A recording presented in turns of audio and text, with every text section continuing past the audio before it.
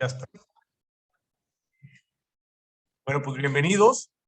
Gracias. Ya estamos en la semana 14 de 2021 que vamos a tener. Ya estamos en la recta final.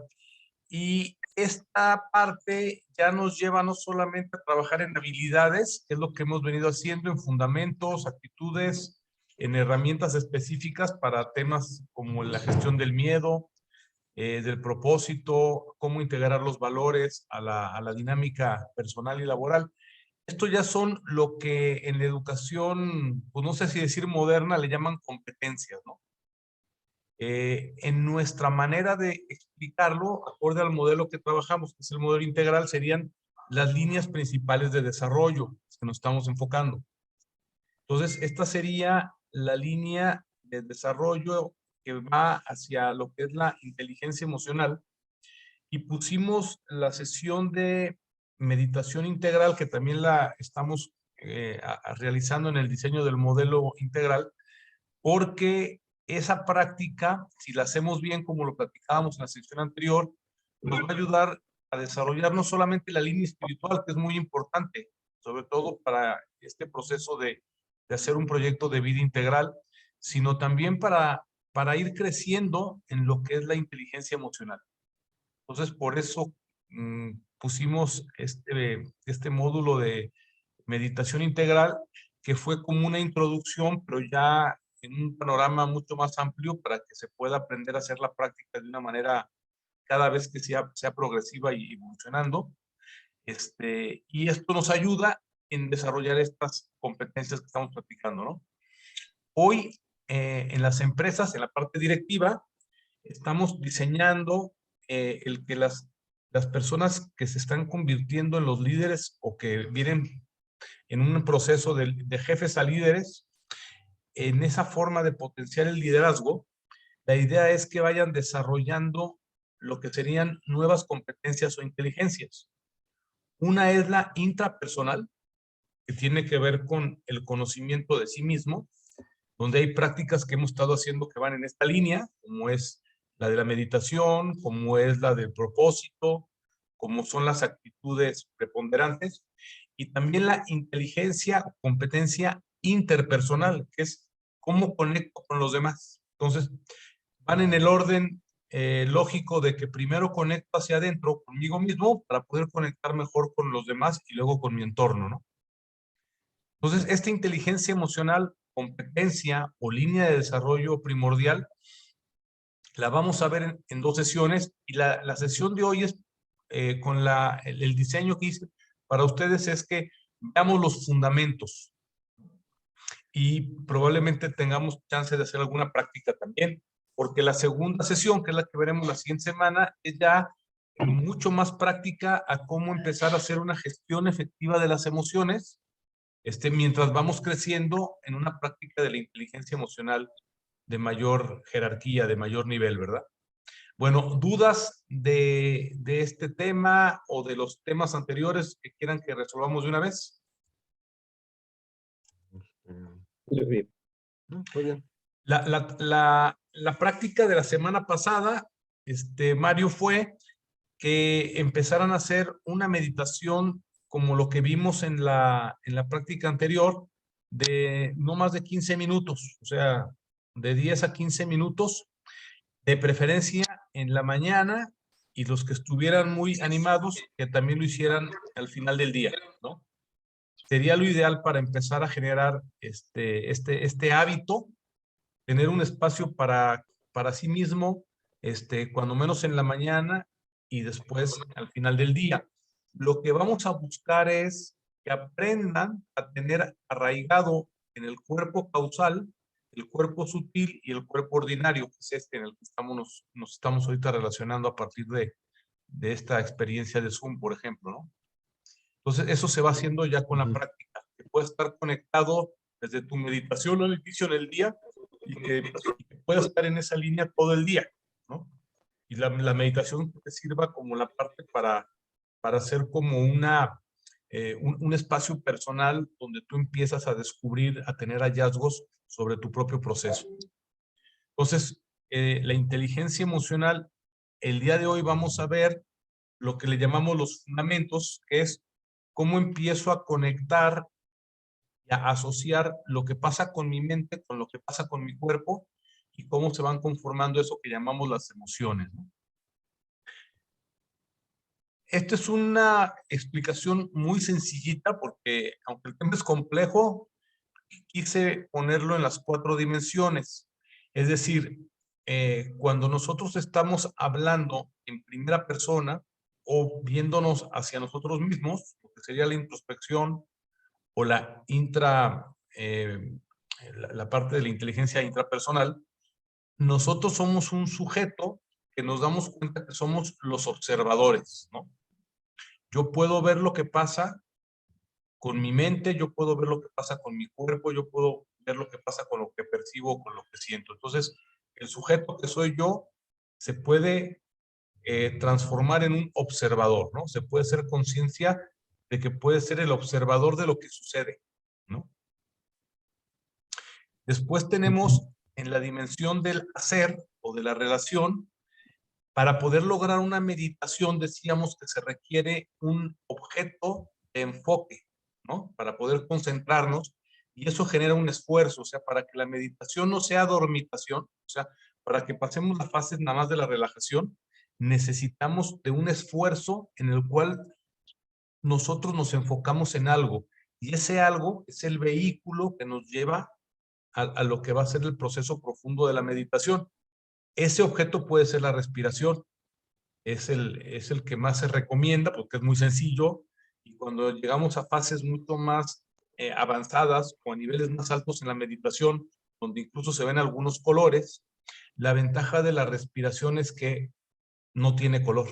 Entonces es fácil no asociarse o no quedarse en el nivel de los colores, por ejemplo, ¿no? Por eso la respiración suele ser el vehículo más interesante para poder pasar a estados de conciencia más avanzados. Y el enfoque mental, o sea, el esfuerzo que hacemos, nos permite dirigir o concentrar nuestra atención en un objeto o en un punto específico, que vimos que puede ser algo material, como una vela, puede ser una frase, puede ser una actividad, ¿no? Cuando es una meditación activa, como la caminata consciente, por ejemplo. Entonces, eso es lo que nos va a tener la atención enfocada. Y para eso se requiere ya no estar dormido, sino estar despierto, concentrado, ¿no? Y después tenemos una tercera dimensión, que es la parte material. Es lo que podemos percibir a partir de los sentidos y es lo que podemos decir es el objeto de todo lo que podemos observar. O sea, el sujeto que es el observador puede observar y todo eso que observa son objetos, o lo puede ver como si fueran objetos que están afuera de él, ¿no? Esto es uno de los grandes descubrimientos que se logran con la práctica meditativa, y en sí es lo que nos abre una mayor inteligencia emocional, porque yo puedo observar mis emociones sin identificarme con las emociones. En algunos ejercicios que hemos hecho, es un poquito ver eso que me está sucediendo, verlo afuera de mí. Es decir, yo activo mi capacidad de sujeto como observador y puedo ver pensamientos, situaciones o emociones afuera de mí. Esto ya es el principio de la inteligencia emocional en sí misma. Y tenemos una cuarta dimensión en la cual nosotros vemos que hay partes que existen pero que no puedo ver, como lo que es la parte sistémica que compone el todo en lo que está conectado o interconectado, y también con la nada, ¿no? Entonces, sabemos que existe una dimensión donde existe el todo y la nada. Y cuando todo esto está en armonía, cuando las 4 dimensiones logran ese nivel de desarrollo, ¿no?, que buscamos para llegar a un punto donde la conciencia está presente, le llamamos, y por eso lo ponemos al centro, la conciencia unificada. Que si recuerdan lo que vimos en la plática anterior, sería el 5º nivel de desarrollo de la conciencia, ¿no? En los estados de conciencia que estuvimos platicando. Entonces, no crean que esto es una ciencia pura, esta es mi forma de interpretarlo y tratarlo de plasmar en un modelo acorde a lo que venimos platicando para que lo vayan ustedes tratando de comprender o al menos explicar un poco mejor, ¿no? Entonces, si se fijan en el modelo, que es la base de todo nuestro programa, están las 4 dimensiones, están las líneas de desarrollo, están los niveles y están los estados, que es el espacio que hay entre cada uno de los niveles. Y aquí no tengo yo expuestas las tipologías, ¿no? Que tiene que ver con, pues ya es el tipo de personalidad, el tipo de meditación, el tipo de sangre, esas son las tipologías que están presentes. Los 5 elementos de manera inmediata en todo momento, ¿sí? Aquí lo separamos un poquito para poderlo observar más claramente, pero todo emerge, emerge al mismo tiempo, ¿vale? Entonces, a veces nada más nos quedamos con la idea de las dimensiones. Entonces, por ejemplo, ahorita, la inteligencia emocional es una línea de desarrollo, pero no quiere decir que al enfocarnos en una sola de las líneas, las demás desaparecen. ¿Sí me explico? Entonces, ahorita nos enfocamos en esta porque es la que queremos empezar a desarrollar un poco más. ¿Dudas? Y esa dimensión sería que es la que más consciente tenemos o la que más manejamos o ¿La emocional? no, la parte de esta dimensión, sí, la parte más bien la parte en el primer cuadrante, que es la del sujeto y el observador. Bueno, esa es muy interesante la pregunta. Nosotros no estamos acostumbrados a vernos a nosotros mismos, aunque es una característica específica de nuestra especie. De hecho, es una de las la principal característica, la de ser conscientes de nosotros mismos. Entonces, cuando nosotros empezamos por activar nuestra propia conciencia, todo lo demás empieza a surgir, porque acuérdense que nada surge antes que en la conciencia. Entonces, cuando yo me activo en mi capacidad de observador y me hago consciente de mí mismo, entonces ya puedo hacerme consciente de las demás dimensiones, del entorno, de las demás personas o los objetos. Entonces, sí es muy interesante la pregunta. Normalmente nuestro modo de operar es principalmente mental por nuestro tipo de formación y de educación. Entonces, normalmente estamos más relacionados, asociados con nuestras ideas, con nuestras creencias. Y las emociones operan en automático. Cuando yo me hago consciente, respondiendo un poquito más a otro nivel a tu pregunta, Mario, yo puedo observar esas emociones o lo que percibo o lo que me está sucediendo y también puedo observar mis ideas y mis creencias. Entonces, simplemente al poderlas observar, ya voy a empezar a generar el proceso donde me puedo relacionar de otra manera con estas sensaciones o pensamientos y las puedo empezar a ver fuera de mí para dejar de pensar que yo soy eso, ¿no? Y entonces ahí yo genero una conciencia que vaya incrementando en su nivel de desarrollo. ¿No te hice bolas?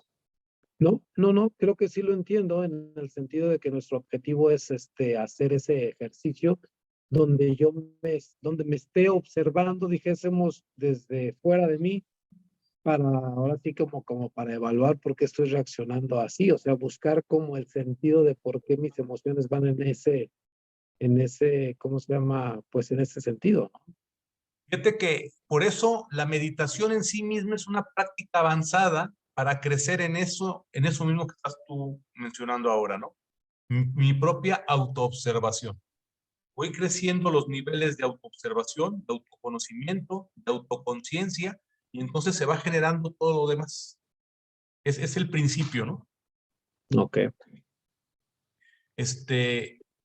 ¿Qué viene siendo la inteligencia emocional? Hay muchas definiciones, ¿no? Ahora sí que escojan la que su autor favorito les haya proporcionado. Para mí la que se me hace mucho más clara y sencilla de explicar es que una persona que tiene inteligencia emocional es una persona que logra estar ecuánime aún en situaciones complicadas. O sea, es mantener la ecuanimidad. No quiere decir que no sienta, sino que a partir de lo que siente se pueda mantener ecuánime, es decir, no ser reactivo. Tampoco quiere decir no reaccionar. No ser reactivo es no reaccionar inmediatamente, ¿no? Me dan una cachetada, yo doy otra, ¿no? Es poderte detener un instante y reflexionar antes de hacer la acción que piensas hacer, ¿no? O que de manera instintiva vas a hacer.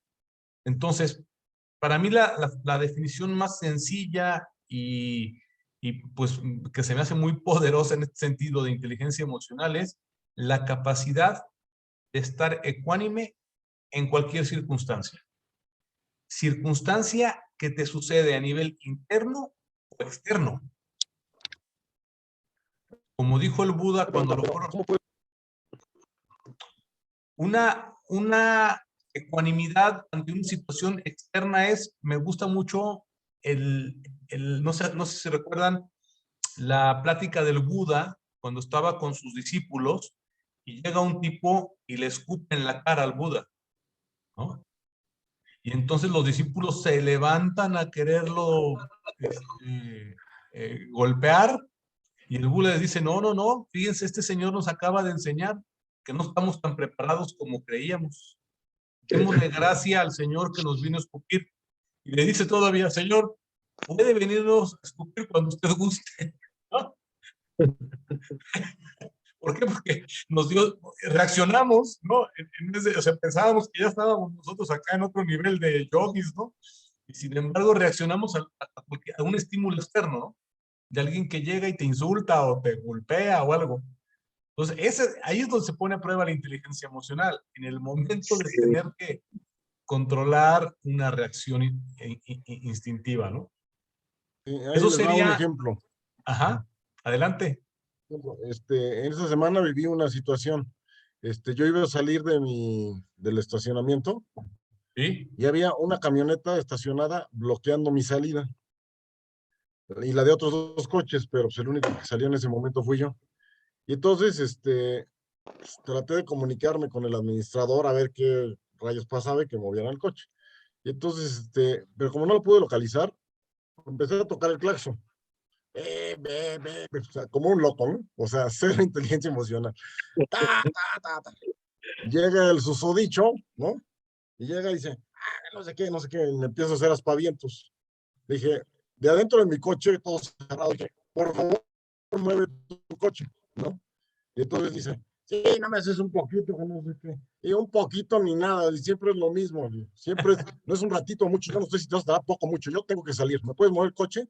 Se enoja y se pone ahí al lado de mi puerta y dice, te bajas, no sé qué. Dije, no, pues no voy a bajar. Dije, no voy a bajar. Entonces le Soy pega al loco, pero no vidrio. tarugo. Exacto. Le pega al vidrio. Yo me quedo como si nada. Como vio que no hubo reacción, subió a su coche y lo movió. Y ya me fui. Pero ¿cómo puede uno mantener esa ecuanimidad todo el tiempo, todas las veces? Hasta entonces es cuando ya alcanzaste ese nivel de inteligencia emocional. O puede ser que digamos 2 de 3 o 4 de 5. Bueno, es una muy buena pregunta. Sí, bueno, conforme nos vamos dando cuenta que en situaciones que reaccionábamos normalmente de una manera reactiva y lo dejamos de hacer, dices, ya, voy evolucionando, ¿no? La otra parte es ver de dónde viene esa reacción. Entonces, la inteligencia emocional, más allá de no reaccionar, que sería el primer paso, es ahora puedo observar mi reacción, puedo observar lo que estoy sintiendo por esa situación, sin reaccionar de manera inmediata, para poder ver qué es lo que me está causando a mí esa frustración, ese enojo, ¿me explico? Entonces ahí ya es donde empiezas a avanzar. Por eso la meditación nos ayuda mucho, porque la meditación te va ayudando a tener cada vez un espacio que tú permites distinguir con mayor amplitud entre lo que sientes o entre lo que piensas con respecto a lo que vas a realizar como una acción o como una reacción. Porque no te dice, no reacciones, no reacciones de forma inmediata nada más. Hay un estudio muy interesante donde si la mayoría de las personas que han cometido un crimen, que han matado a alguien, si hubieran tenido esta inteligencia emocional, cuando menos un segundo antes de tomar la decisión, la gran mayoría no hubieran tomado esa acción. Entonces, bueno, poco a poco, ¿no? Ahora, cuando tú te das cuenta que reaccionaste así, ahí ya podemos empezar a trabajar, ver si es un tema de ego, si es un tema de sombra, o sea, ya tenemos más herramientas, ¿no? Sin embargo, la inteligencia emocional lo que te dice es, pues nos hace falta en ese tipo de casos, porque probablemente en ese te diste cuenta que reaccionaste, pero no te has dado cuenta en todos los donde no hubo algo que te disparara el botón de la agresión o de la reacción, ¿no? Entonces, la inteligencia emocional lo que nos va a permitir es gestionar esa parte que te hizo reaccionar de esa manera, saber qué es lo que lo está causando. Por ejemplo, cuando íbamos al estadio a ver al Atlante, ¿no? A lo mejor afuera del estadio eres una persona encantadora, amable, que ayuda al planeta y a los semejantes, pero nos metemos, nos ponemos la cachucha y nos transformamos, ¿no? Entonces, el tema de inteligencia emocional es ya no solamente que ya me doy cuenta que algo está pasando ahí que no es lo ideal, sino empezar a rastrear de dónde viene esa reacción. Entonces ahí ya vemos si es un tema de ego, si es un tema de miedo, si es un tema de enojo y cómo lo podemos empezar a gestionar, que son las otras herramientas en las que hemos estado trabajando, ¿no? No podemos, Otra cosa. no podemos transformar aquello que no reconocemos. Entonces, la conciencia de primera instancia lo que permite es ya darnos cuenta, ¿no? Adelante, ibas a decir algo. Porque ven, lo que hemos también platicado en este curso es, cuando tú ves a alguien que está de esa manera, reaccionando, a lo mejor estás viendo reflejado de alguna manera, ¿no? Es el espejo que te ponen ahí, o sea, tú en otras ocasiones así es como te manejas, ¿no? Como Sí, que la pues, vida te lo pone para que te des cuenta. correcto. Puede ser sombra, o sea, esa sombra yo la veo en esa persona que vino o sea, yo le pité y aquel se regresó y entonces ya ahí podemos empezar a ver el cóctel, cómo se fue conformando, ¿no? Okay.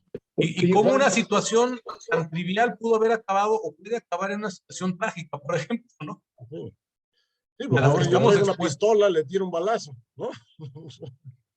O el tipo no durmió bien y no tomó un curso de inteligencia emocional y no, se extrapola también, ¿no? Claro. Oye, Y fíjate Mario, que ibas a en esta comentar parte, algo y luego le damos la bienvenida a Ángel, que ya se conectó. excelente. Sí, mira, de eso que acabas, la última parte que comentaste, yo creo que también el hecho de ser observador es empatizar, ¿no? Porque de repente si no lo hacemos, pues ¿cuántas veces también no nos hemos estacionado nosotros así? Sí, Fíjate que obstruyendo. eso que Diciendo, acabas es de un decir, ratito nada sí, más, ¿verdad? Es sí, un sí, sí. ratito nada más y nos pasa. Sí. Sí, Pero no lo ¿cuántas veces yo juzgamos no igual. estaba afuera, no? Sí. Parte de la práctica de la meditación, que fue lo que vimos la vez anterior, tiene que ver con eso, ¿eh? Al, al hacerte compasivo, no de lástima, sino generar una compasión ante el reconocimiento de la propia vulnerabilidad y la del otro. Entonces, cuando eres más compasivo, ojo, no lástima, sino compasivo es un amor hacia la persona como es, en una aceptación de que así somos, un proceso inacabado que va tratando de desarrollar cada vez más capacidades, ¿no? Y entonces yo también puedo ver compasivamente que el otro está pasando por un proceso similar al mío, de forma consciente o inconsciente, ¿no? Entonces, eso me ayuda a no reaccionar así o a no hacerlo de manera inmediata. Por lo que acabas de decir, está muy interesante. Bien. Ángel, si nos escuchas, manifiéstate para que te demos la bienvenida. Sí, ¿cómo están? Bien, muy Buenas bien. ¿Y tú? tardes. Y bien. Buenas tardes, Ángel. Muy bien. Pues bienvenido, Ángel. Estamos viendo los fundamentos de la inteligencia emocional en un panorama un poquito más amplio del que platicamos en el programa de liderazgo consciente que tú llevaste.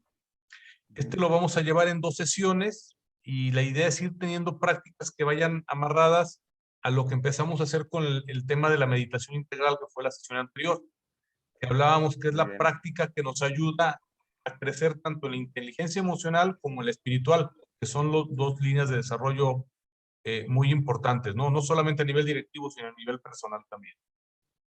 Sí, perfecto. De hecho, estaba oyendo esta parte de la no ser reactivo.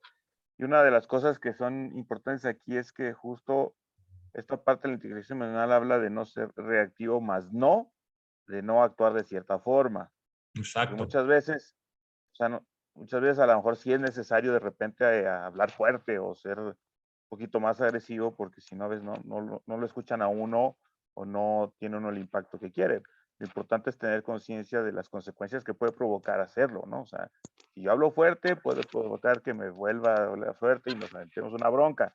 Entonces ahí sí tener cierta conciencia de eso, pero no significa que siempre tengamos que actuar así como Así es. con GCN y decir, no, tranquilo. O sea, hay veces que desafortunadamente la gente necesita que le hable uno fuerte para que le hagan caso, ¿no? Y para decir, ya Claro. no me... Puede ser firme sin ser violento, por ejemplo, ¿no? Exactamente. Y la idea de la inteligencia emocional, cuando la vayamos desarrollando, es que medimos mejor la reacción que vamos a realizar, ¿no?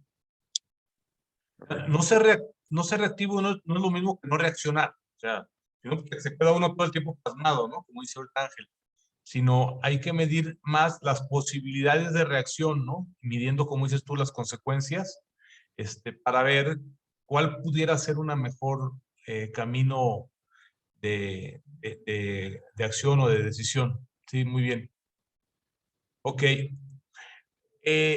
Esta definición más enfocada hacia lo que es el tema de las emociones y la relación con el liderazgo, es porque hoy la principal competencia que se está buscando entre quienes dirigen familias, personas, es que puedan, para tener un mejor desempeño, o lo que estaba diciendo ahorita Ángel, para que podamos tener una mayor referencia de posibles decisiones, estas posibles decisiones están más vinculadas a las competencias que tienen que ver con la inteligencia emocional que con la misma inteligencia racional.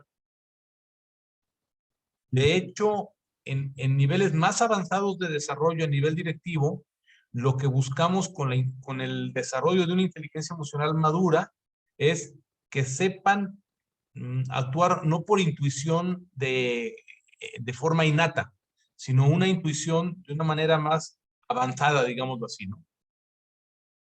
¿Por qué? Porque hay ciertas cosas que van más allá de la mente y que ese es donde opera la parte profunda de lo que es la inteligencia emocional.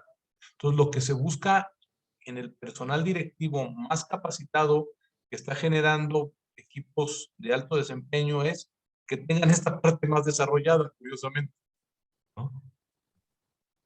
Y bueno, el que da esta explicación es Lyle Spencer Jr., que es un pues sensei de la inteligencia emocional, como Coleman, como Nardenman, que ustedes han escuchado. Nathaniel Landerman. Aquí hay algo bien interesante y bueno, aunque es un tema de debate en el que no nos vamos nosotros a meter del todo, es qué pasa en la relación entre pensamientos y emociones, ¿no? Kaufman, como lo explica en su libro, en la parte, digamos que de desarrollo de competencias directivas, habla de que las emociones son el corazón de la razón, ¿no? Es lo que le da a la mente, al cerebro, motivos para pensar. Lo que sí se puede ver a manera científica ya, incluso en experimentos o de una demostración ya de un proceso científico, es que las emociones son necesarias para que pueda haber un proceso de racionalidad. Una persona que tiene cortados los circuitos emocionales por algún accidente o algo en la cabeza, simplemente no puede tomar decisiones, porque hay algo que te anima a ver cuáles son las elecciones posibles. Y lo que genera ese impulso son las emociones, ¿no? O sea, la pura racionalidad por sí misma no toma decisiones. Se quedaría en una posición así como que neutral, ¿no? Porque, por eso, recurriendo un poquito a Kaufman, él lo que dice, pero no lo dice él, sino de los estudios a los que él hace referencia, es que las emociones es lo que nos dan motivos para poder pensar. Es lo que nos anima a que tengamos motivos para generar un proceso racional. Mientras, esto es muy interesante, mientras la mente de manera automática orienta la atención, o sea, nosotros, acuérdate, decimos, donde está tu atención, está tu conciencia, ¿no? ¿Por qué? Porque ahí está tu mente. De hecho, en la meditación profunda, buscamos que la mente se enfoque en un objeto específico, decíamos.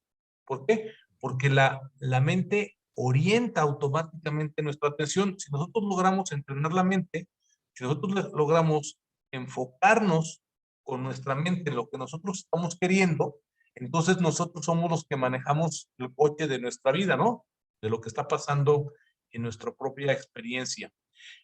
Y lo que pasa con las emociones es que nos generan la manera de poder conocer el exterior. Es decir, nosotros nos relacionamos con el entorno a partir de cómo lo percibimos.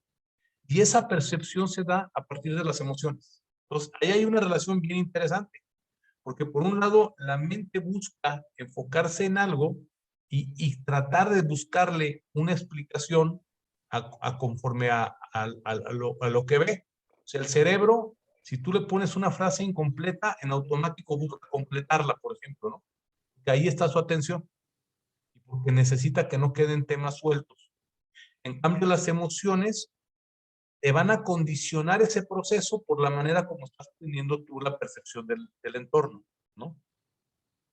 Y por eso las emociones son las que definen la variedad de conductas posibles, porque finalmente actuamos acorde a como nos sentimos, no a lo que pensamos.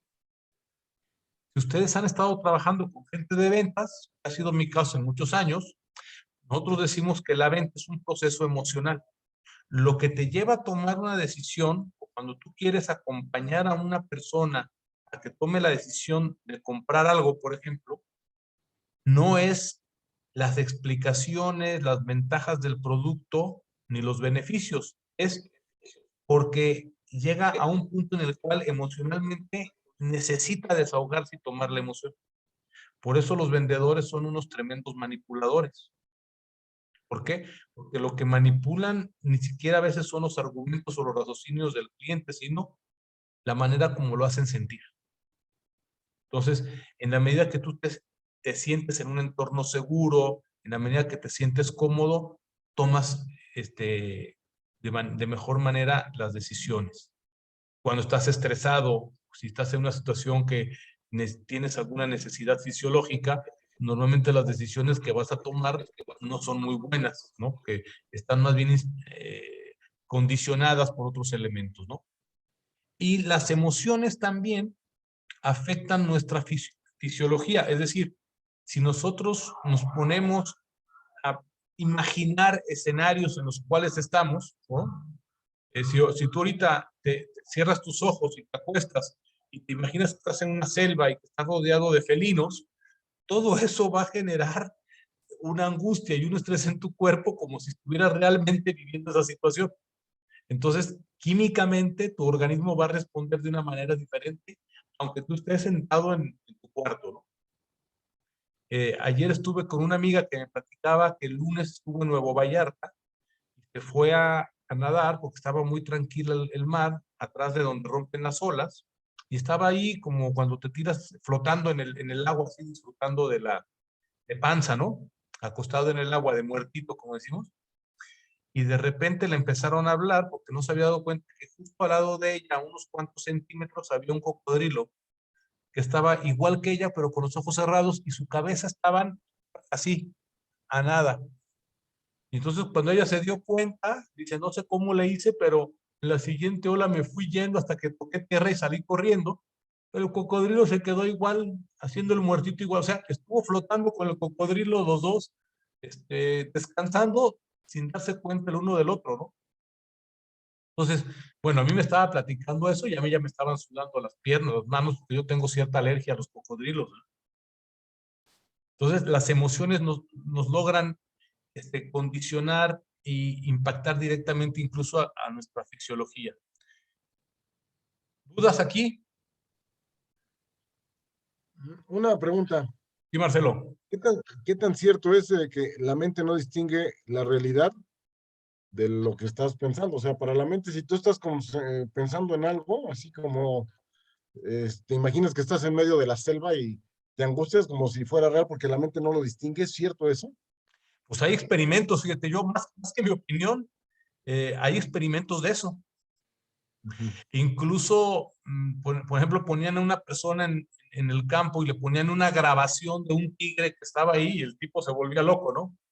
¿Por qué? Porque la mente lo relacionaba con temas de mecanismos de sobrevivencia. Entonces, más que todo es algo ya experimental.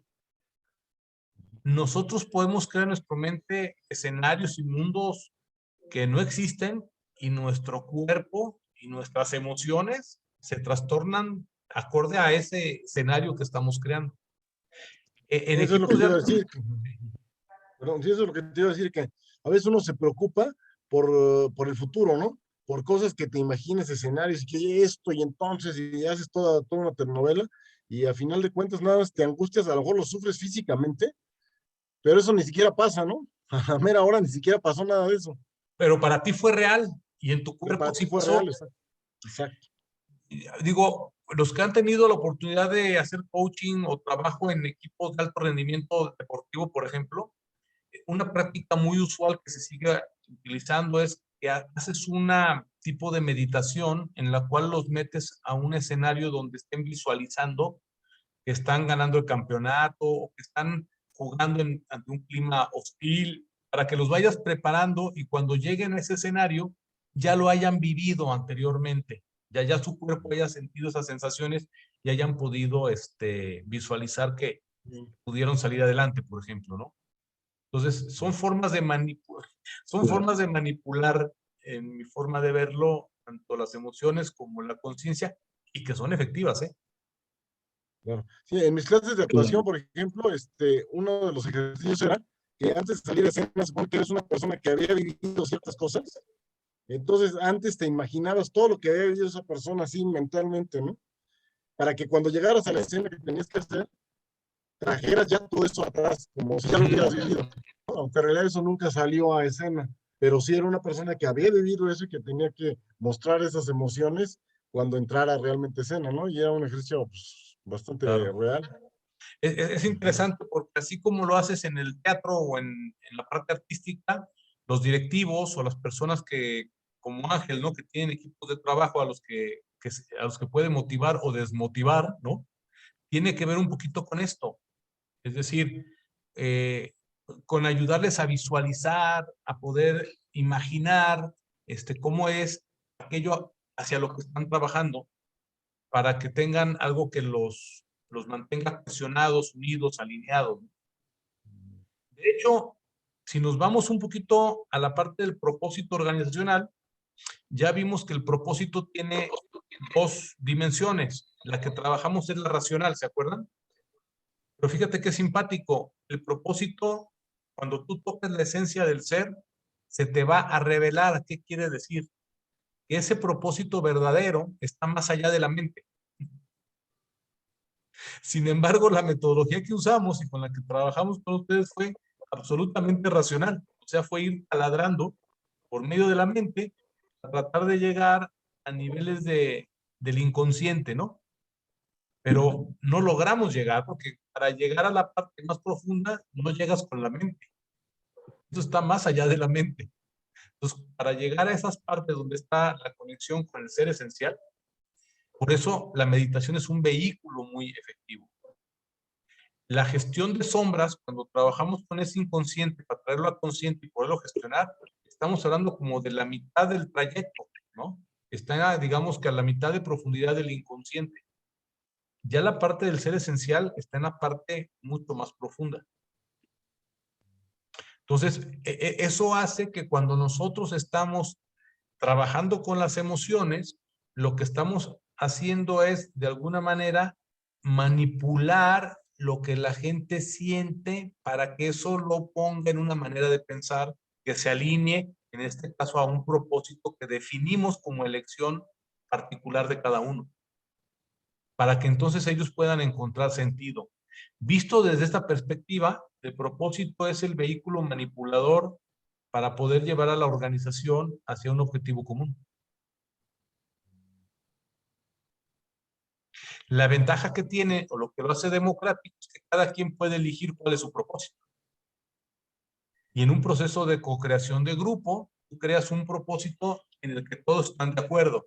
Entonces, eso es lo que nos lleva al otro lado del río, ¿no? Que ellos mismos construyeron con la facilitación su propio puente. No fuiste engañado para eso, ¿no?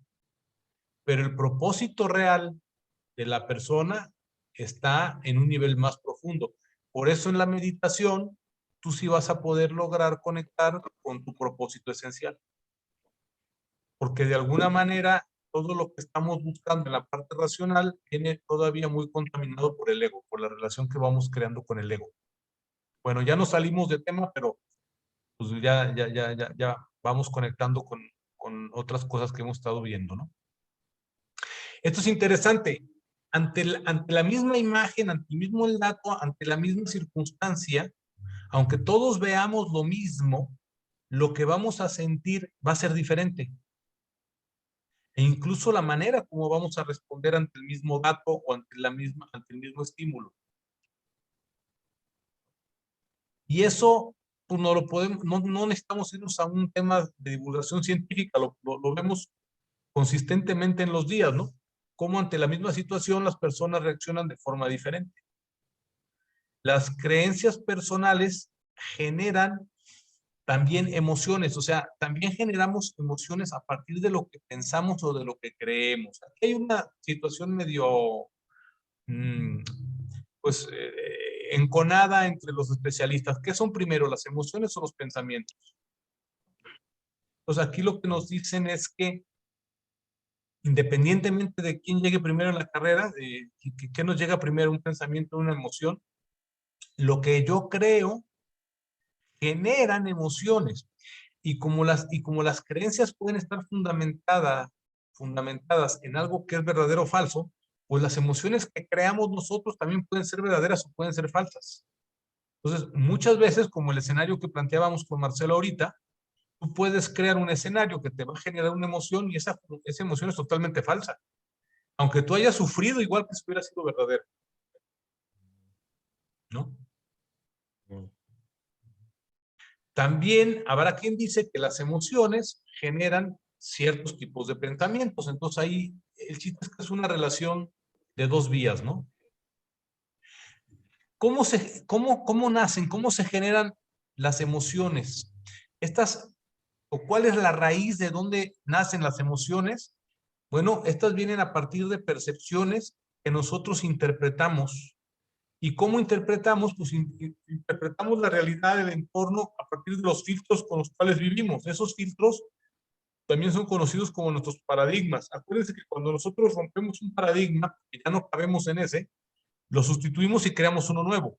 Entonces, a partir de ese nuevo paradigma es como vamos nosotros a acomodar lo que sentimos. ¿Sí?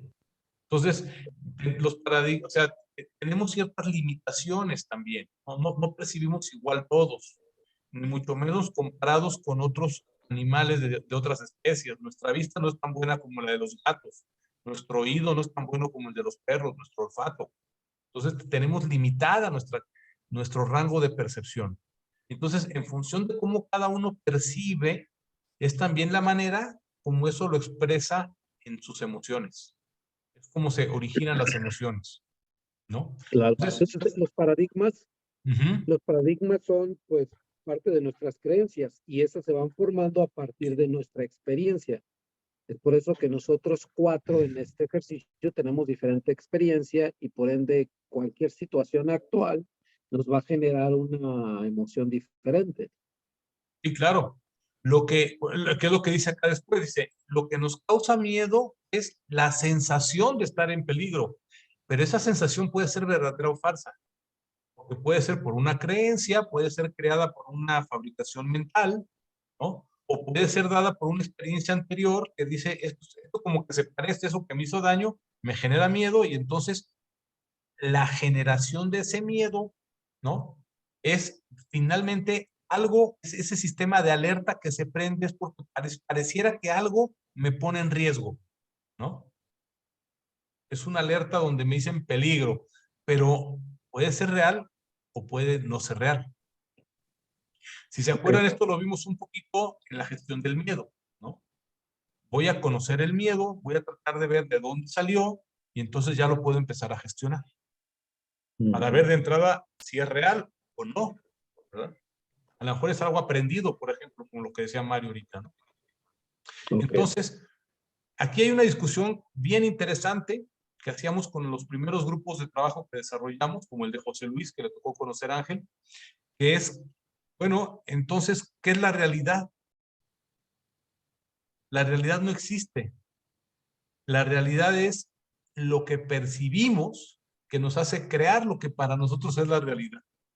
Pero la realidad que nosotros hemos creado para nosotros no es la misma realidad que para el otro que está viendo lo mismo que yo, pero lo estamos percibiendo diferente.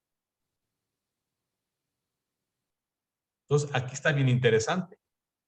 Si esa realidad que yo percibo no es la realidad, ¿cuál es la realidad? Pero también, como decía Marcelo, bueno, para mí eso es la realidad, porque estoy reaccionando, estoy sintiendo como si lo fuera. Entonces, para mí, esa realidad sí está viviendo en este momento en mi persona, ¿no? Cuando yo genero un crecimiento en mi desarrollo, en niveles de conciencia, voy pudiendo apartarme de eso que percibo, por lo tanto no me engancho, no me asocio con eso que percibo, sean sentimientos, sean creencias, porque me doy cuenta que eso que yo percibo no es la realidad. Es una parte de la realidad, pero no es la realidad, ¿no? Entonces, al último, esta frase, pues es mía, pero no les gusta la borran, ¿no? Pero sí es bueno darnos cuenta que lo que nosotros vemos y percibimos no es la realidad. Es con lo que yo estoy construyendo mi realidad, pero no quiere decir que sea la realidad. Entonces, ¿qué es la realidad? Es el, Esa es la pregunta bien interesante. Lo que nosotros decimos en este tema es que la importancia de ser un buen facilitador es que eso que para ti es la realidad puede ser como la ficha o una de las fichas del rompecabezas de eso que creemos que es la realidad. Entonces, un buen integrador lo que busca es encontrar las otras piezas del rompecabezas. ¿Por qué? Porque yo tengo una pieza, Marcelo tiene otra, Ángel tiene otra, y entonces entre más tengamos información adicional a lo que yo creo que es mi realidad, logramos una mejor aproximación a lo que puede ser la realidad. oye, es como aquel cuento de los ciegos que pusieron a describir un elefante en cada parte del cuerpo, ¿verdad? Exactamente. Sí, es un Cada buen uno lo ejemplo. describió en función A, al como punto donde a lo estaba, que le tocó. Sí, al que le tocó tocar, ¿no? sí, Es impresionante, sí, porque al ciego que describió la trompa, pues lo ponía como flexible, largo, húmedo quizás, mientras que el que describió la rodilla, pues era como pues ancha, dura, rígida y pues suda. demás. Sí. Exacto. Fíjense, un poquito, no sé si sea la respuesta, pero pudiera ser una aproximación a la respuesta de tu pregunta, Mario. Es lo mismo que el propósito. Nosotros creamos una realidad a partir de lo que nuestra mente nos da, acorde a nuestras percepciones, filtros mentales y demás. Mm. Y la realidad va más allá de la mente también. Es como cuando decimos somos un cuerpo con espíritu o un espíritu con cuerpo. Y el espíritu, pues, es espíritu. Claro. Pero somos espíritu. Ah, bueno, es que va más allá de la mente, ¿no? Se pone interesante, ¿verdad? Lo bueno es que no es sesión de filosofía, nada más de inteligencia emocional. Nos damos con poder tener la capacidad para podernos desidentificar de eso que vemos para nosotros con toda seguridad como la verdad o la realidad, y que sepamos que eso que percibimos, que vemos, que conocemos como la realidad, no es la realidad. Es solamente lo que yo percibo, ¿no? Yo no soy eso.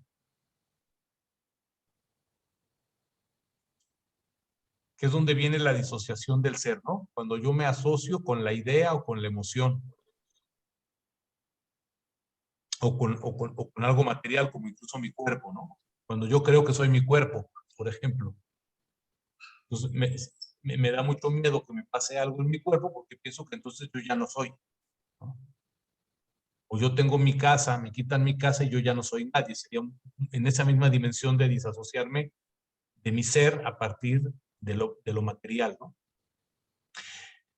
Bueno, esta parte habla de lo que Hoffman dije que esto le gusta a Ángel porque es algo que él ha revisado, que es el corazón de la razón, ¿no? Y aquí sí dicen que la evidencia científica nos dice que no es posible ser racional sin ser emocional. Hay un experimento, no sé si te acuerdas, Ángel, creo que es el de Damasio, que fue un experimento real, una persona que le cae un machete en la cabeza, algo así, le corta ciertas partes, el tipo sigue vivo, pero no siente, y entonces no puede pensar, o sea, no puede tomar decisiones. Entonces es un experimento medio cruel que se dio, pero bueno, existe, ¿no?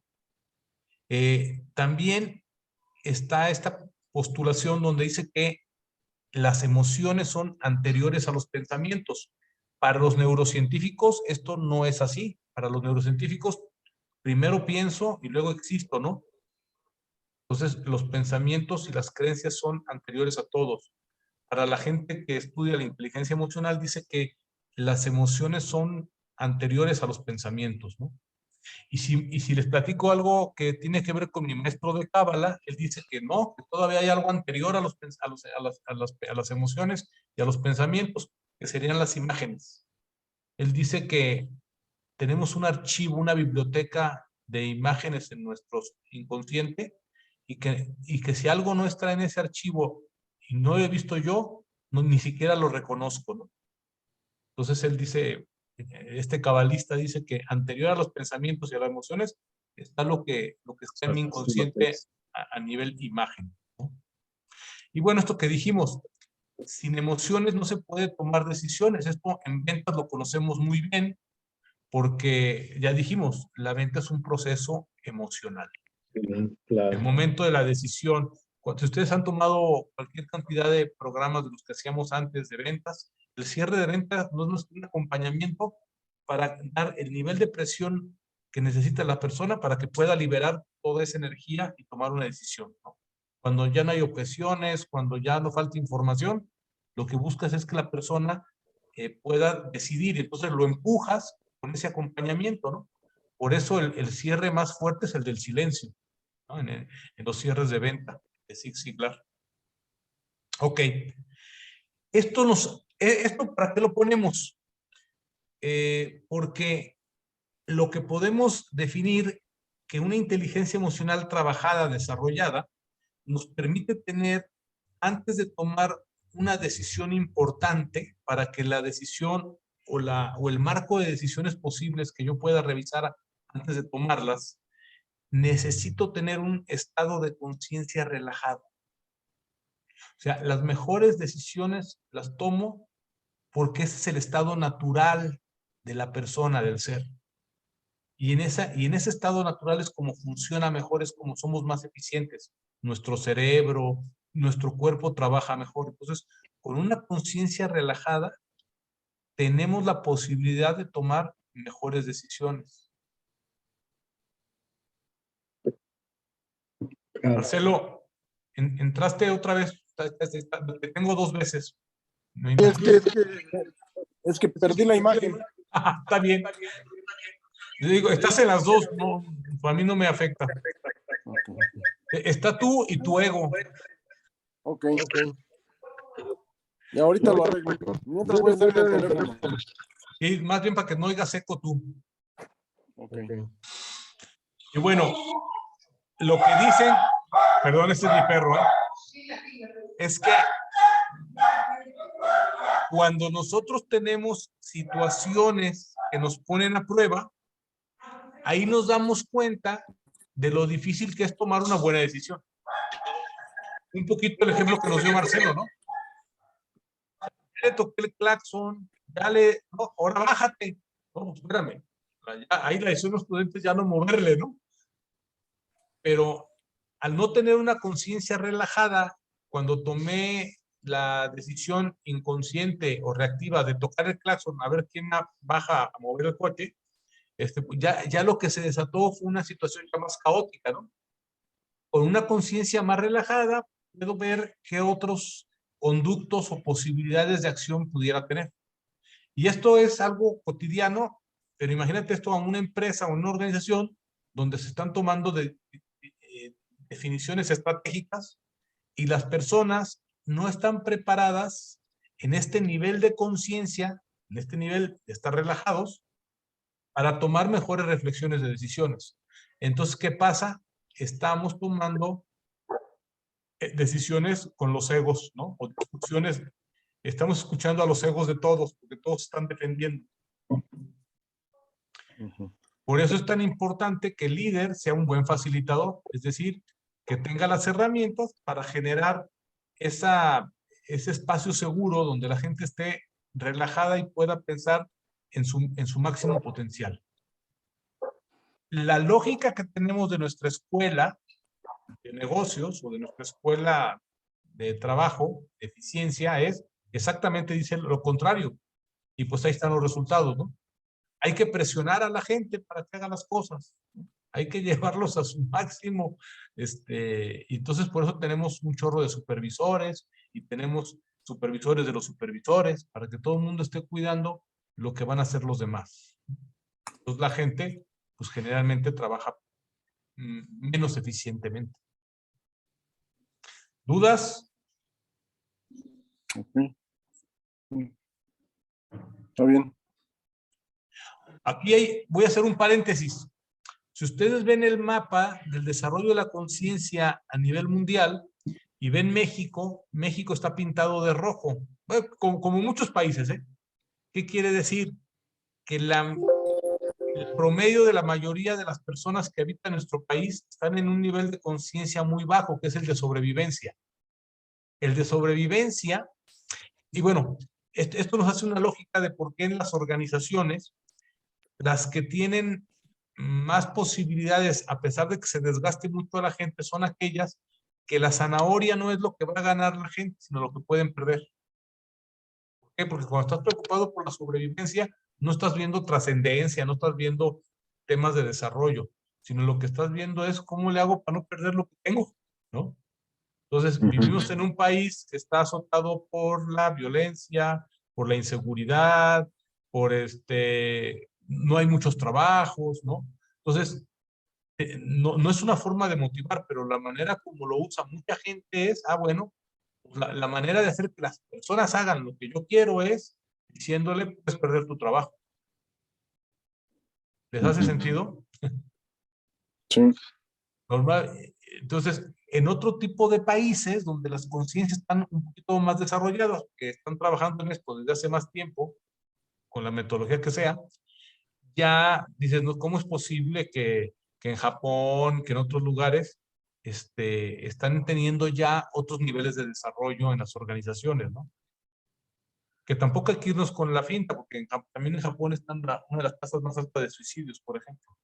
Otras cosas también, ¿no? Pero para que tengan una idea, entonces, para hacer un cambio, una transformación en una organización, para llevarla a un nivel de desarrollo como lo que estamos platicando, pues suena muy lejos, ¿no? Estamos hablando de 3 escalones de desarrollo de la conciencia colectiva diferentes a lo que tiene el promedio de la población en nuestro país.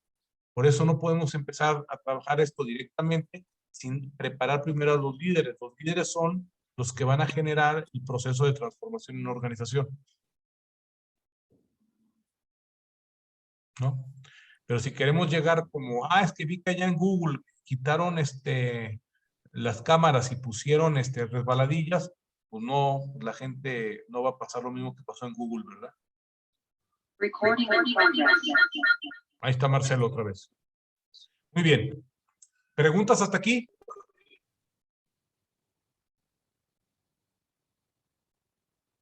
¿Todo bien? Muy bien. Mario, ¿preguntas? Tienes el micrófono cerrado. te compartía que mencionaste algo bien interesante sobre el nivel de conciencia que tenemos en México y que eso no nos permite ir más allá. ¿Qué es entonces lo que tendría que suceder? Evidentemente es elevar ese nivel de conciencia, pero ¿cómo? ¿Cómo podemos contribuir a eso? Ah, buenísimo. Por eso el tema es liderazgo. O sea, el vehículo para transformar comportamientos y maneras de hacer organizaciones y hacerlas colaborativas y todo lo que se oye buenísimo y que vayan por un propósito superior, todo este rollo no se puede dar sin los líderes. Entonces, en la medida que desarrollemos líderes que tengan esta conciencia y que tengan las herramientas para hacerlo, ellos son los que van a provocar la transformación. Ok. Por eso los programas ahorita están orientados a programas de liderazgo. Ok. ¿Ah? Cada quien los da con su escuela y con su manual y con su modelo, pero los cambios que se hacen en las organizaciones los hacen los líderes. Y ahorita lo que estamos buscando en las organizaciones son líderes no nada más por jerarquía, sino hay personas que manejan liderazgos informales que son muy importantes para una organización, ¿no? Hay gente, hay personas a las que los colaboradores acuden de manera natural, hasta para interpretar qué van a hacer con el jefe, por ejemplo, ¿no? Cuando el jefe no es un buen líder, buscan a alguien que les ayude a traducir cómo hacerle para seguir sobreviviendo, porque acuérdense, el nombre del juego sigue siendo principalmente sobrevivencia. Y yo he estado en empresas más desarrolladas y los temas son similares, ¿eh? No creas que cambian mucho. Obviamente las pymes, pues, el tema tiene que ver con trabajar con el dueño, ¿no? O con los dueños. Bueno, Sí. esta parte viene conectada con lo que vimos de la parte de meditación, porque decíamos que en las primeras 3 fases de la meditación, lo que logramos es eliminar el estrés. ¿Por qué? Porque lo que buscas es un proceso en el cual se relaja la mente y el cuerpo. Hicimos un ejercicio, ¿no? ¿Se acuerdan? El de derretir el músculo. Bueno, esa manera de ir relajando de manera natural el cuerpo y la mente nos permite que las personas bajen el nivel de estrés y entonces puedan entrar en esta conciencia relajada cuando van a empezar a tomar ciertas definiciones, temas de planeación o de alineación estratégica, ¿no? El estrés bueno, por decirlo de alguna manera, es cuando dura por espacios de tiempo muy corto. O sea, el estrés bueno es, necesitamos reaccionar porque si no nos va a llevar el tren. Pero no puede estar todo el tiempo como si te fuera a llevar el tren, ¿me explico? Ese estado de estrés continuo genera un comportamiento de ansiedad o depresivo. Depresivo es porque quisieras regresar al estado que estabas antes de estar estresado, y ansiedad es porque estás en una situación de miedo hacia lo que pueda pasar. Entonces, en esos dos estados la persona no puede estar enfocada porque está trabajando en un tiempo que no existe en cualquiera de los dos casos. Entonces, cuando está ansioso es porque tienen miedo a lo que pueda pasar, miedo al futuro. Por eso dicen los psicólogos, la ansiedad es exceso de futuro y la depresión de pasado. La depresión tiene que ver con más cosas. No me adapto, no me acepto a lo que ahora es, lo que era anterior era mejor, ¿cómo le hago para regresar al estatus que yo tenía antes? Entonces, esa lucha de querer regresar a un estado que ya no existe, pues genera la depresión, ¿no? Y el doctor Herbert Benson, que por cierto es interesante, por eso se los puse por aquí, habla como que la relajación nos permite llevar a las personas a su estado natural de la mente. Nuestra manera de operar de manera natural es estando relajados. Tomamos mejores decisiones, hacemos mejor las cosas que si están... A veces queremos presionar a la gente o los presionamos tanto que en lugar de hacerlos más efectivos, los hacemos más inefectivos. Los llevamos a que encuentren su punto ¿cómo se dice? De saturación, de ineficiencia. Tiene un nombre, ¿no, Mario? El punto de donde eres lo más ineficiente posible. Sí, pero no sé, no recuerdo. Tiene un nombre técnico que ahorita no me acuerdo, ¿no? Pero llegas a tu máxima incapacidad, por ejemplo, ¿no?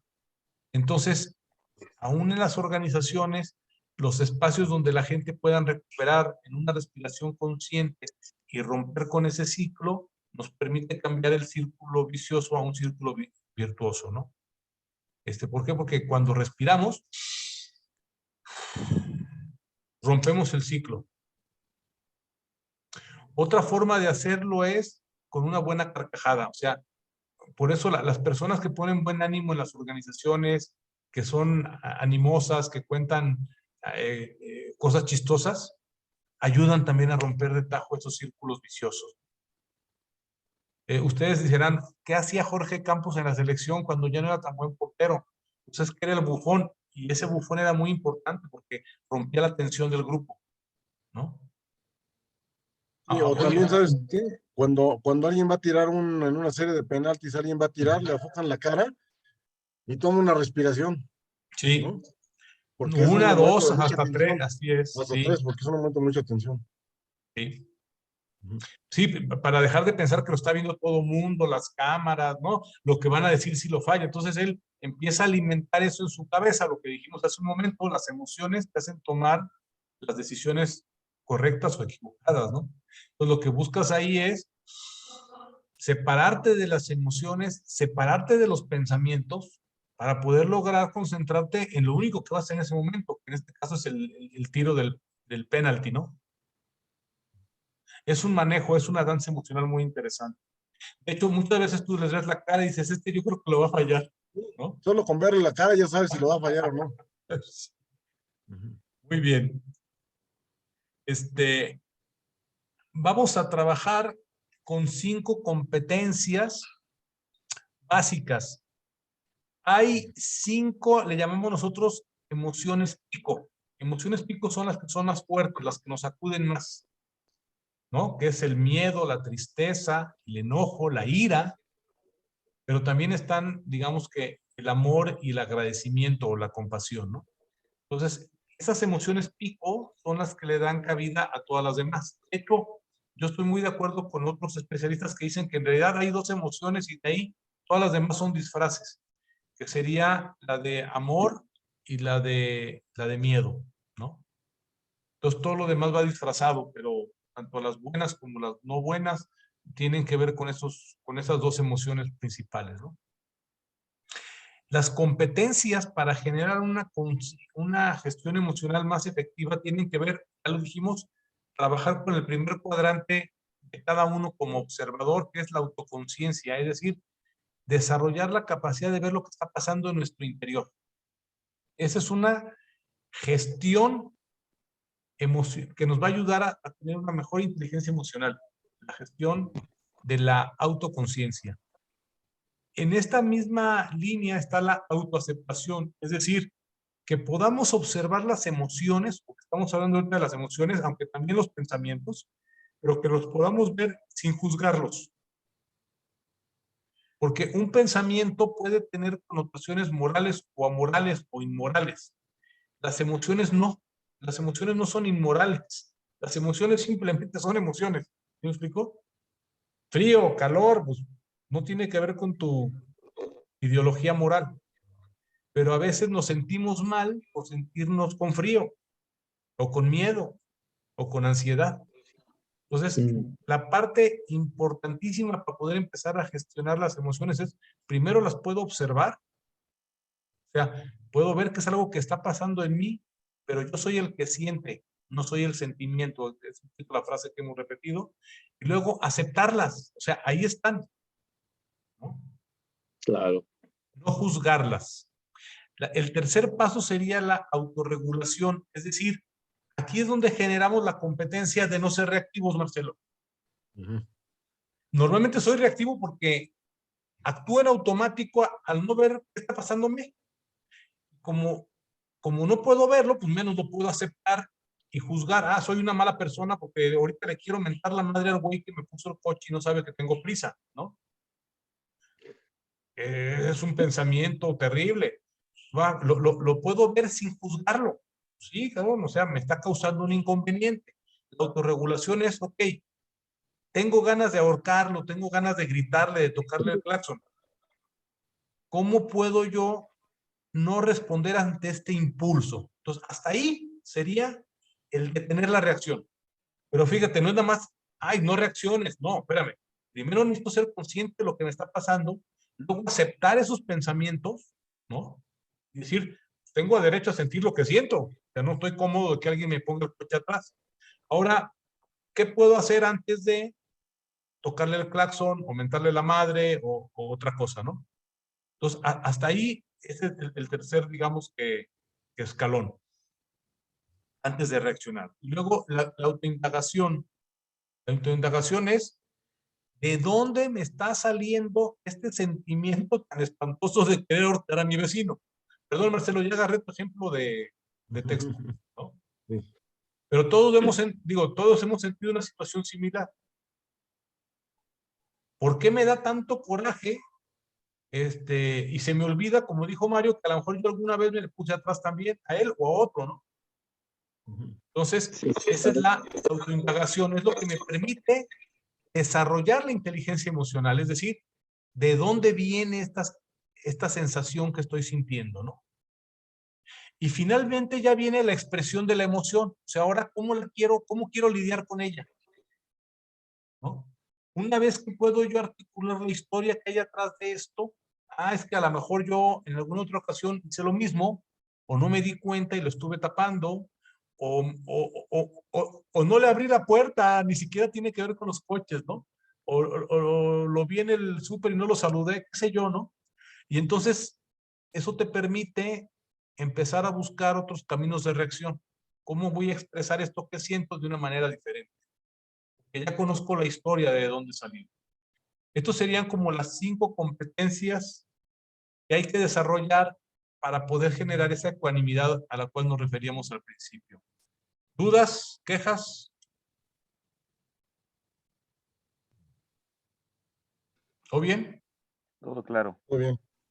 Este video que les voy a mandar, como las siguientes sesiones de gestión de emociones, vamos a hacer prácticas. De hecho, van a disculparme que ahora no hubo, quité las prácticas por el tiempo, pero para la siguiente vamos a trabajar más en las prácticas. Pero les voy a mandar estos videos. Este tipo me gusta mucho.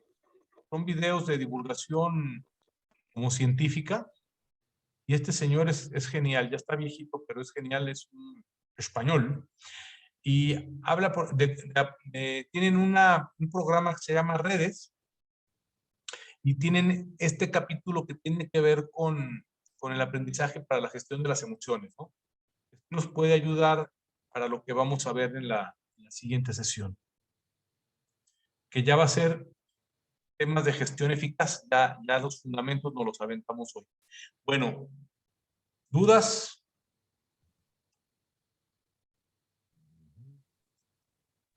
¿Hasta acá? Por primera vez tuvimos una sesión que va a ser de 1 hora y media. ¡Qué bárbaro! No lo habíamos logrado. un logro. Ahora sí que Pero, lograste el balance que está como en en la parte de la inteligencia emocional, en la lámina. hay una imagen que está el corazón y el cerebro, ¿no? También así como en un Sí, bambilete. Sí. Ángel, ahora que te tuvimos, hombre, casi todo el tiempo, dichosos nosotros. ¿Cómo estás? No, Platícame. estoy tratando que ahora sí, estoy tratando ahora sí de estar presente. No, yo me quedo con algunas reflexiones. Yo creo que es un tema, o sea, me quedo con esa parte de la realidad, me quedo con esa parte al final de, pues, no sé qué tanto eh, la del pensamiento con las emociones, o sea, sigo todavía, digo, estoy viendo cómo avanza el curso justo para entenderlo, porque sí encuentro la relación, obviamente, para casi todo, y muchas veces son las emociones las que dominan, pero ¿dónde está ese equilibrio? O si existe ese equilibrio, o siempre es la emoción la que domina tanto las decisiones como los actos, como todo, o si hay o la razón control hasta cierto punto y entonces sí tiene que ver la razón. No sé, esa parte todavía la estoy tratando De acomodar. de acomodar y eso de la realidad, ¿no? Porque, pues, no sé, o sea, tiene mucho sentido, ¿no? Porque yo puedo ver caer la manzana del árbol, pero pues no es lo mismo estar abajo de ella y que me pegue a estar atrás y ver cómo le pega al otro, ¿no? O sea, y esa forma de ver la misma cosa hace que digamos que la perspectiva, la emoción y todo lo que conlleva sea diferente, ¿no? Entonces, pues me hace sentido, pero también me hace preguntar, o sea, el hecho existe, ¿no? O sea, la manzana cae, el árbol está, o sea, cómo me afecta a mí o cómo la veo yo, no sé, o sea, como que esa parte sí está interesante, ¿no? Entonces me la llevo mucho de reflexión. Bueno, interesante. Fíjate que la escuela anterior, tipo IPADE, de hecho, IPADE todavía le ha costado mucho trabajo integrar la parte emocional a sus programas. O sea, aunque estos ya tienen más de 20 años, ellos están como que empezando a explicarle de dónde salió esto de las emociones. Y eso a partir de que Harvard lo está haciendo, porque ellos se buscan mucho en la parte de lo que están haciendo en Harvard principalmente, donde el enfoque principal era nada más a partir de generar pensamientos, o sea, la mente y la mente completa. Es decir, lo importante son los hechos, ¿no? Como esa es una manzana que cae, que se puede medir, que se puede pesar y que se puede observar.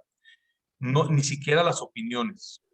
Entonces había que distinguir muy bien hechos de opiniones.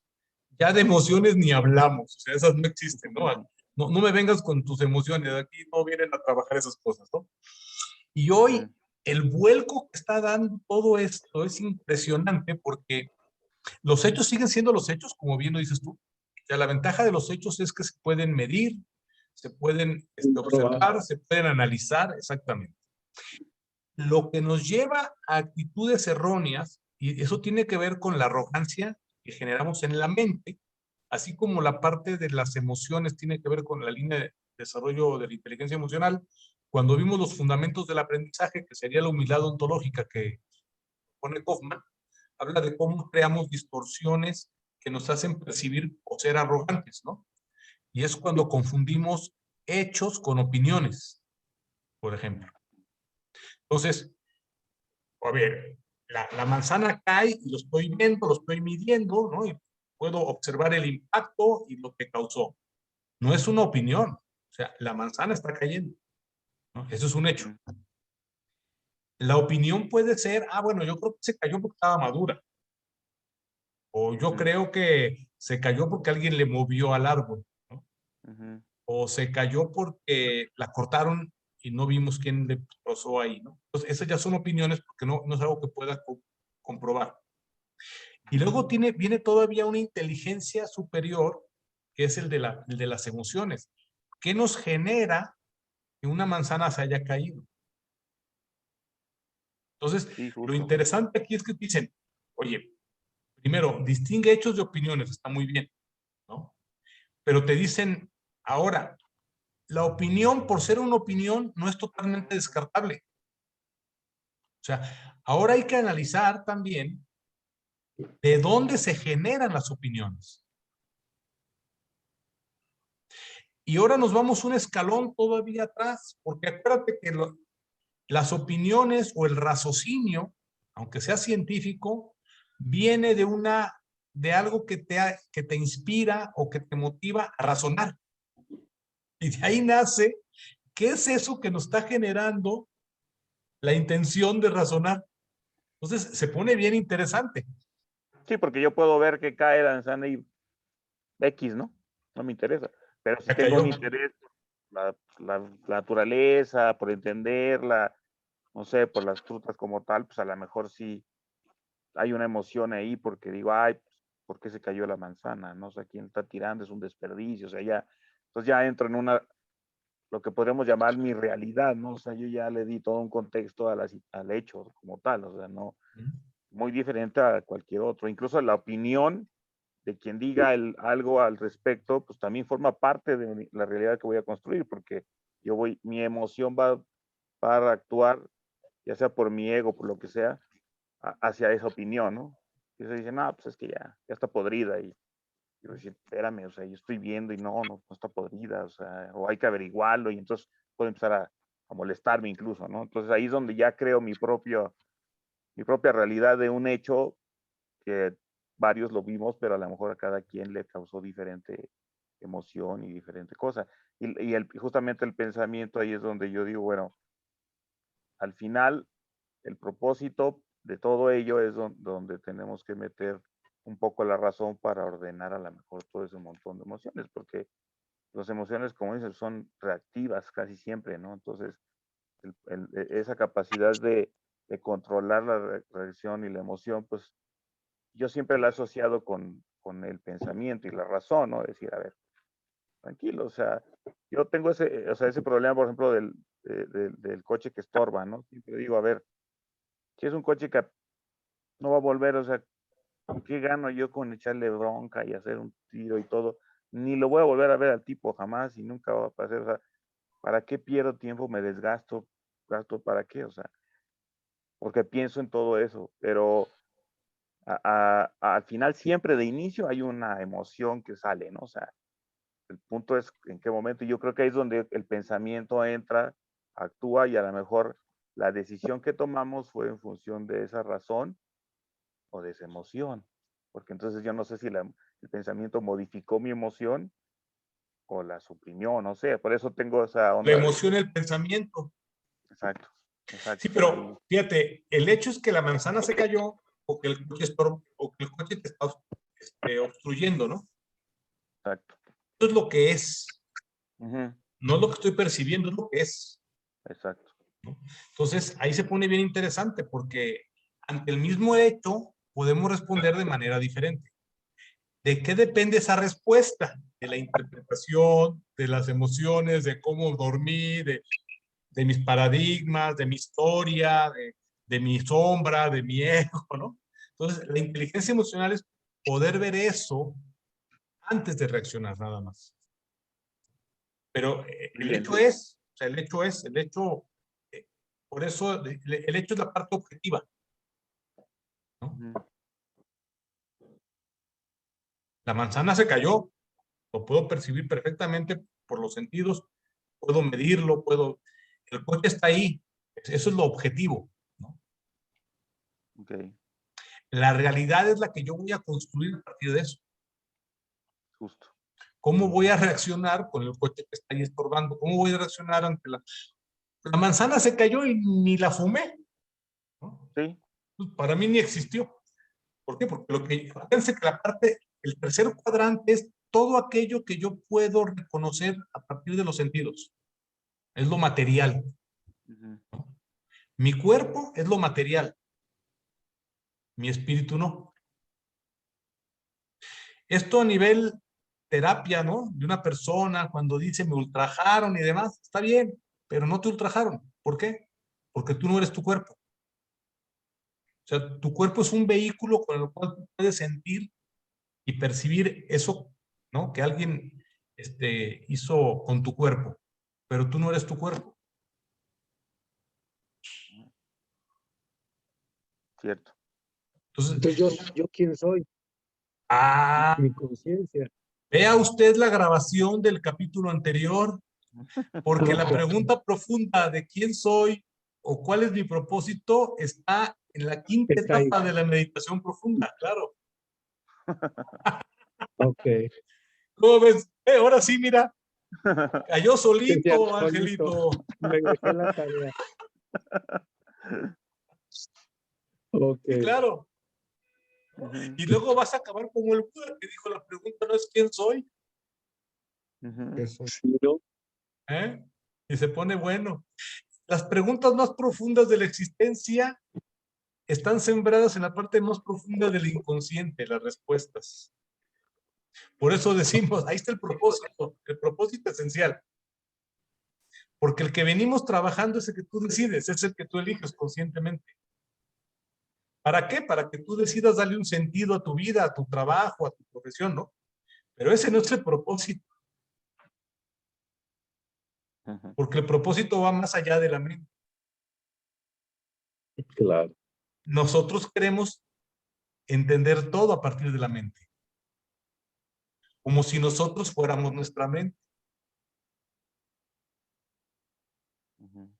Fíjate, por eso creo que vamos a tener alguna práctica, a ver si me pongo bien las pilas para esa última sesión que tiene que ver con Big Mind, ¿no? Big Mind es, a partir del diálogo de voces, Genpo Roshi genera, que Genpo Roshi también es pues gente muy cercana a Wilber, más que este es un monje zen, toma la terapia y toma los fundamentos de diálogo de voces hacia la filosofía zen y dice, ¿por qué no hablamos con la gran mente de forma directa? Lo que para nosotros sería como el creador o Dios o como cada quien lo entienda, ¿no? Entonces Big Mind nace de ahí. ¿Cómo puedo yo ponerme en contacto directo con esa gran mente? ¿Cómo le puedo hablar? Porque el budismo zen es práctico. El budismo zen te dice, ¿quieres despertar? Sí, ya despertaste. O sea, oye, no tengo que irme 40 años a meditar al Himalaya, ¿no? ¿No? Entonces, la conexión con esa gran mente está en el momento que tú quieras. Ok.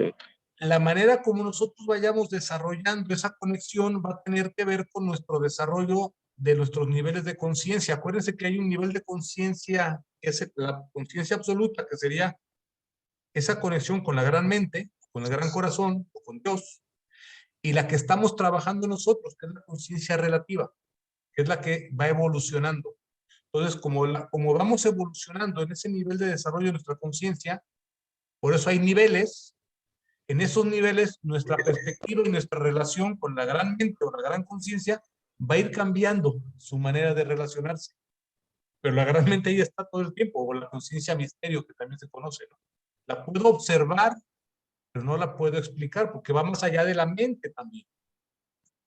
Una experiencia mística de Dios que tú hayas tenido, ¿cómo la puedes explicar? Sin embargo, fue algo que te pasó, fue algo que pudiste experimentar, que pudiste observar, ¿no?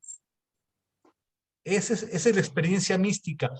En los momentos de meditación profunda, cuando logramos las 5 etapas que platicamos, ¿no?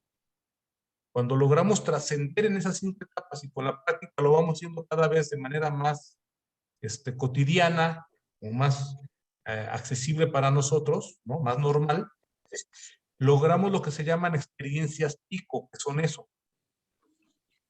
Y es lo maravilloso que eso se puede lograr en cualquier nivel de conciencia en el que cualquiera de nosotros nos encontremos. Porque es un estado de conciencia. Cuando cambiemos de nivel de conciencia, lo que va a cambiar es la forma de la experiencia, pero la experiencia va a ser la misma que o sea, que la que tuvo una persona en un nivel de conciencia diferente al nuestro. Entonces, no se pierda el último capítulo que vimos anterior.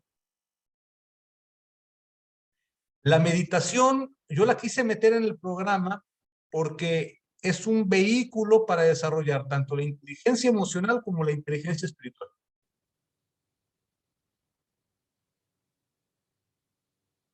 Así como la sombra es el vehículo que nos va a dar la fuerza que necesitamos para el cambio de nivel de conciencia. El trabajo de sombra, no nada más el de meditación. Pues oye, creo que estuvo mejor las preguntas que la presentación, pero bueno, adelante. Podemos seguir platicando lo que quieran. Hoy yo no tengo que ir a acostar a mi papá. No, yo por mí con eso ya. Gracias. Oye, Juan, un tema. Fíjate que ahorita, por ejemplo, en las 5 competencias hay una que me llama mucho la atención que nos puede llevar al reconocimiento de la emoción y es la autoindagación. Y en la autoindagación, pues es ir al pasado. Esto, por ejemplo, una emoción puede ser detonada por la no aceptación de mi sombra. Está padrísima tu pregunta y se conecta mucho también con el tema de la meditación integral. ¿Por qué? Porque en el 5º nivel de desarrollo de la meditación profunda, entras a un proceso de autoindagación. Ahí es donde empiezas a hacer las preguntas existenciales más importantes para ti. Donde la más importante es quién soy yo, dicen.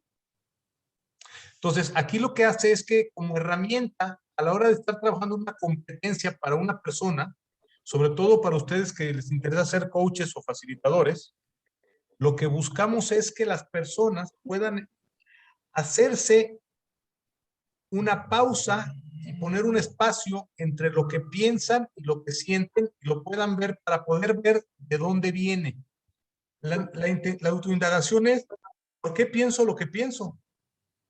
Y la otra pregunta clave es, ¿por qué siento lo que siento? Claro. Yo parto de la premisa de que lo que pienso y lo que siento no es la realidad.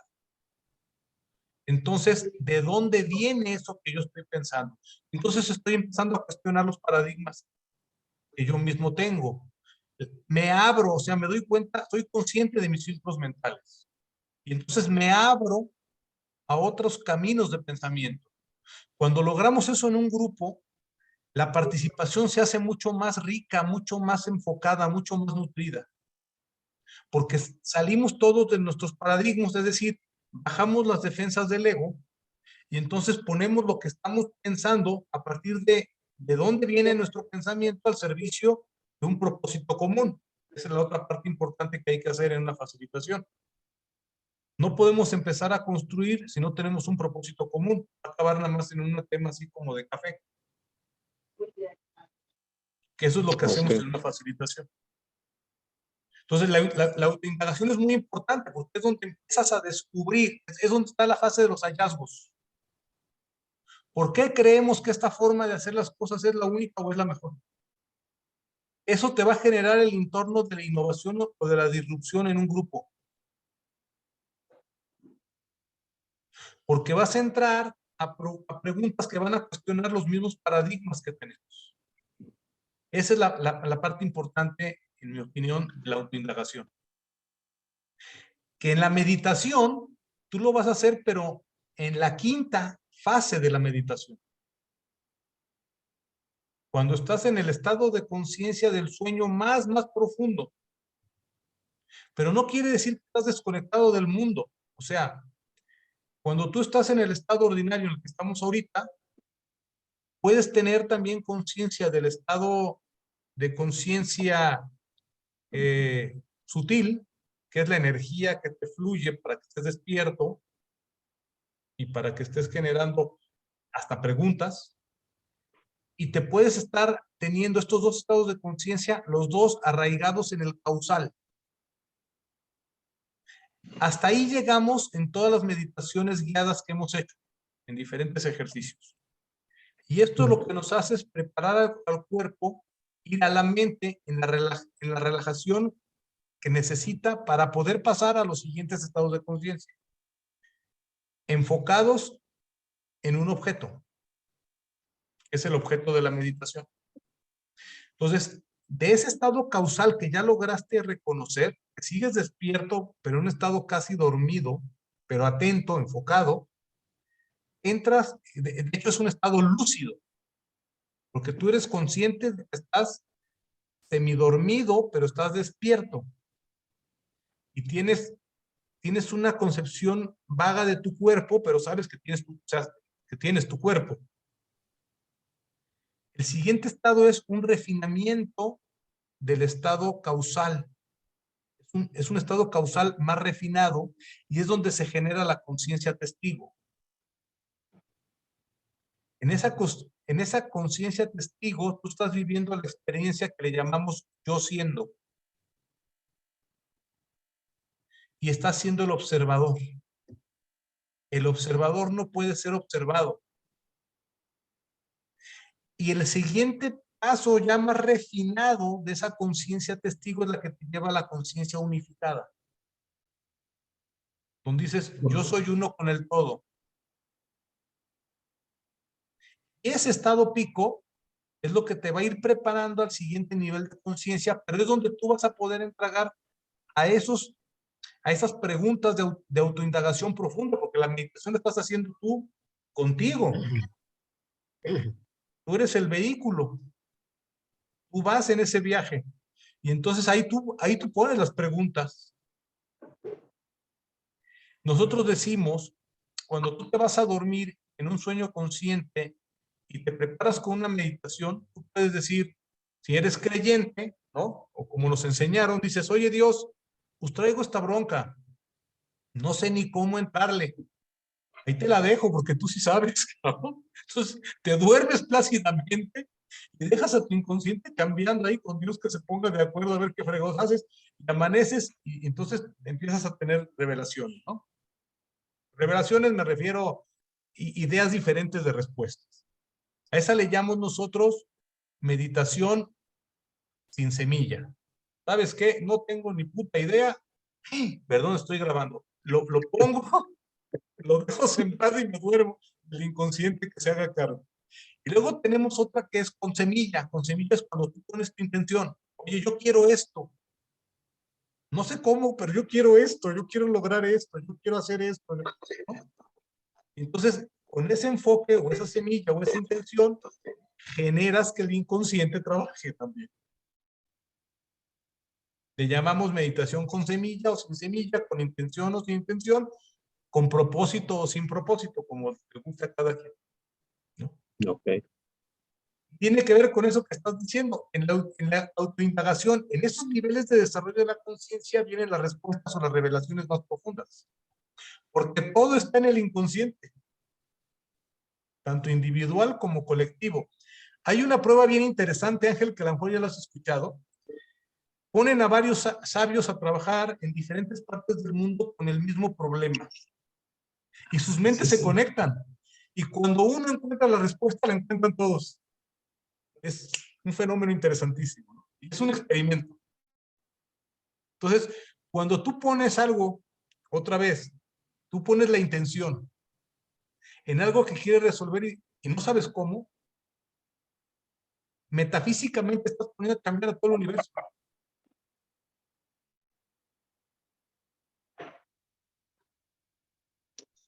Porque te conectas con tu inconsciente profundo y también con el colectivo. Porque en ese nivel de desarrollo, acuérdate, todos somos uno. Ya se puso muy denso esto, pero bueno, finalmente, No, está interesante. digo, para que no hablemos de metafísica y cosas de esas raras, ¿no? Que luego ni entendemos, ¿no? Yo a la forma ni entiendo también. Entonces, por eso estamos en este tema, porque ustedes están generando herramientas para poder desarrollarse a sí mismos y entonces poder desarrollar a otro, a un grupo, ¿no? Claro. Lo que dicen No los será, especialistas también es que tú no puedes desarrollar a alguien del mismo nivel de conciencia que el tuyo. Necesitas a alguien que te ayude de un nivel de conciencia 1 o 2 escalones superior. Perdón, Ángel, ibas a decir algo. sí, no, es que hablando justamente de esta parte en donde meditamos para encontrar, a veces cuando es propósito, una respuesta, una solución, ¿no será que al llegar a ese nivel es porque en ese momento ya dejamos todo lo que, o sea, toda esa parte de nuestra realidad y dejamos solo, es como dice el Tao, ¿no? O sea, deja que las cosas fluyan, o sea, nada más. No hay nada que hacer, las cosas tienen que ser como deben ser, ¿no? Entonces yo creo que cuando uno llega a ese estado de conciencia es porque entonces ya logró quitarse todo lo que uno quiere o lo que uno desea que pase y por eso uno empieza a buscar soluciones sobre lo que uno desea. Pero cuando uno llega a ese estado de conciencia en el que dice, es que la verdad no tengo nada que hacer, o sea, no puedo hacer nada al respecto. Tengo que entender lo que va a pasar y lo que va a pasar Aceptar. seguramente va a ser aceptarlo, ¿no? Entonces, Ahí viene la aceptación, por ejemplo, ¿no? exacto, entonces, Sin juzgar, porque acuérdate, nosotros tenemos una idea de lo que creemos que es lo mejor para nosotros. Y aquí entran unas discusiones todavía bien interesantes, porque tengo unos grupos ahí con los que trabajamos, que ustedes están, creo, ¿no? Los que están con los socios, amigos del PIB y demás, que traían el tema de la felicidad. Aristóteles decía que finalmente todo lo que hacemos es una manera de buscar ser felices. Pero sabemos, bueno, creo que la felicidad no es el objetivo de la vida, ni siquiera el propósito. Porque muchas cosas que nos hacen plenos no necesariamente nos hacen felices. No siempre cuando tú tienes la satisfacción de haber hecho lo correcto, eso que hiciste no es lo que te hace más feliz, pero te hace sentir completo, pleno. Entonces, hay algo más que la felicidad. Entonces, ustedes como coaches en formación o como facilitadores que somos cuando se dirige un equipo de trabajo, nuestra chamba por eso no termina, porque es poner a disposición del otro las herramientas para que él pueda tener este autodescubrimiento.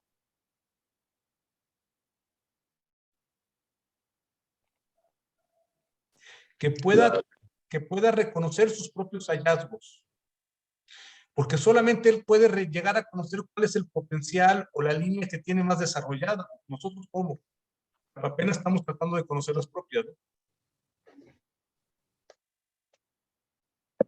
Por eso el diario es muy importante. O sea, las prácticas que estamos haciendo son herramientas para poder estar generando este proceso evolutivo de crecimiento.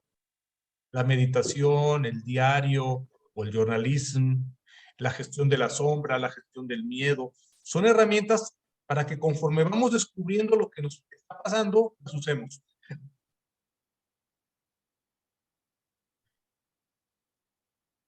Si no, pues otra carpeta, manual muy bonito, impreso y al librero, así como el que tiene Marcelo ahí atrás de fondo. Son un montón de suéteres para el verano, todo eso que está ahí, ¿no? Súmale la presentación de hoy. O sea, ¿de qué me sirve ser un teórico de la meditación y no poder hacer meditación? ¿De qué me sirve saber mucho de sombras y no saber reconocer mi sombra y gestionarla? Y ahí es donde los coaches tienen mucho valor, porque es muy difícil llevar un proceso sin acompañamiento. ¿No? Claro. Muy difícil. Necesitamos incluso como coaches, digo, no voy a decir coaches en formación porque nunca termina nuestra formación, pero como coaches que somos en formación o como se quieran autodenominar, necesitamos siempre buscar a alguien que nos esté generando ese acompañamiento, ¿no? A veces con nuestros mismos coaches, ¿eh? Aquí, para bajarle unas 3 rayitas a la soberbia.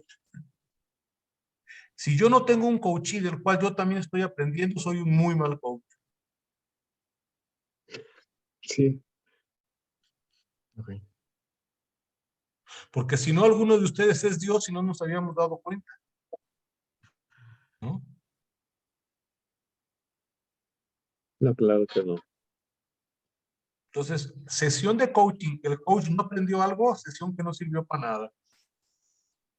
Sí.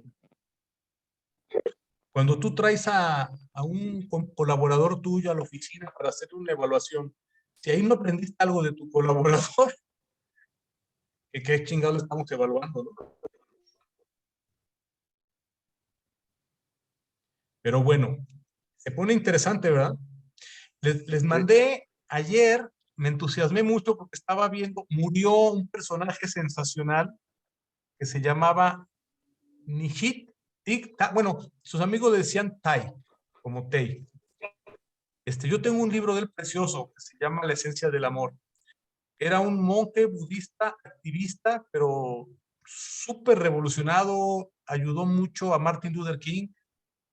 Ha estado en temas del conflicto, bueno, vietnamita, él, imagínense, en toda la guerra de Vietnam. Murió la semana, hace más o menos 15 días, a sus 95 años. Les mandé una entrevista que me encontré, que le hacen a él, digo, a razón de lo que vimos de meditación integral, que después de que veas la grabación, si pueden, luego vean la entrevista, hasta donde puedan. Un personajazo, un personajazo.